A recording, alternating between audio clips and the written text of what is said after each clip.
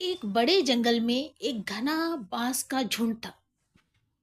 उसकी लंबी और मजबूत टहनियां आसमान तक जाती थीं। बांस का पेड़ अपनी ऊंचाई और मजबूती पे बहुत गर्व करता था। उसी जंगल में एक नन्ही सी गौरैया भी रहती थी, जो हर दिन मेहनत करके अपने घोंसले के लिए तिनका इकट्ठा करती थी। बांस का पेड़ गौरैया को देखकर अक्सर हंसता और कहता, तुम इतनी छोटी हो, तुम्हारे तिनके से क्या होगा? मेरे जैसे मजबूत पेड़ के आगे तुम्हारे ये तिनके और मेहनत किसी काम के नहीं। गौरैया मुस्कुरा कर जवाब देती, मेरे तिनके छोटे हो सकते हैं, लेकिन जब जरूरत पड़ेगी यही मेरे काम आएंगे। एक दिन जंगल में तेज आंधी आई।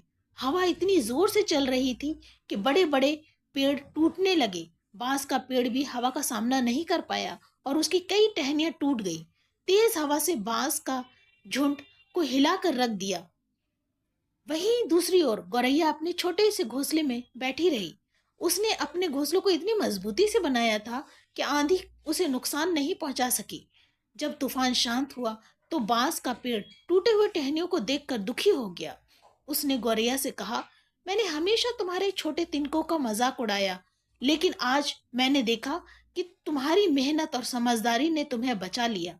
गौरैया ने कहा, मजबूती का मतलब केवल बड़ा और ताकतवर होना नहीं है। सही समय पर की गई तैयारी और धैर्य से किसी भी मुश्किल को हराया जा सकता है। गौरैया और बांस की ये कहानी जंगल के सभी जीवों के लिए प्रेरणा बन गई। अब हर कोई जान गया कि मेहनत और योजना बनाकर काम करने से बड़ी समस्या का हल निकाला जा सकता है। ये कहानी हमें ये सिखाती है कि हमें अपने आकार और शक्ति पर घमंड नहीं करना चाहिए। असली ताकत मेहनत, धैर्य और समझदारी में होती है। चाहे आप बड़े हों या छोटे हों, अपनी सोच और प्रयास से ही आपको मजबूत बनाते हैं। सच्ची ताकत बाहरी रूप में नहीं बल्कि अंदरूनी गुणों में छुपी होती है।